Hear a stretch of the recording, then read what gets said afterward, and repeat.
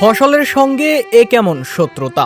দুর্বৃত্তদের বিষ প্রয়োগে নষ্ট হয়ে গিয়েছে পেঁয়াজ ও ভুট্টা ক্ষেত।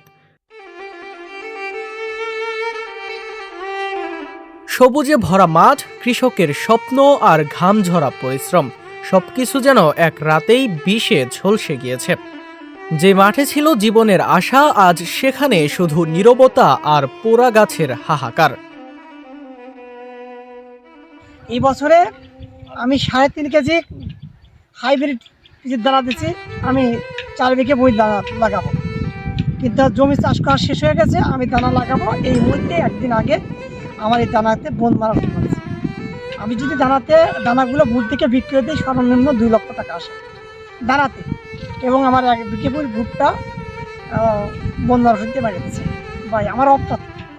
ঘটনাটি ঘটেছে রাজবাড়ীর পাংশা উপজেলার কলিমোহর ইউনিয়নের মাশালিয়া গ্রামের মাঠে। অজ্ঞাত দুর্বৃত্তরা পরিকল্পিতভাবে বনমারা বিষ প্রয়োগ করে কৃষক মাহবুব হোসেন মালেকের পেঁয়াজ ও ভুট্টার ক্ষেত সম্পূর্ণ নষ্ট করে দিয়েছে। সোমবার দুপুরে সরজমিনে গিয়ে দেখা যায়, কলিমোহর ইউনিয়নের 6 নম্বর ওয়ার্ডের ইউপি সদস্য মাহবুব হোসেন মালিকের মালিকানাধীন 20% পেঁয়াজের দানা দেওয়া জমি এবং পাশের আরও 20% ভুট্টার ক্ষেতে বিষ প্রয়োগ করা হয়েছে।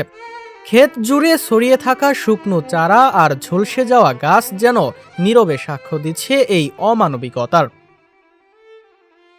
আমি পরিষদের কোনো টাকায় কোনো ভাগ বন্টনে আমি তাদের হাত দিই না।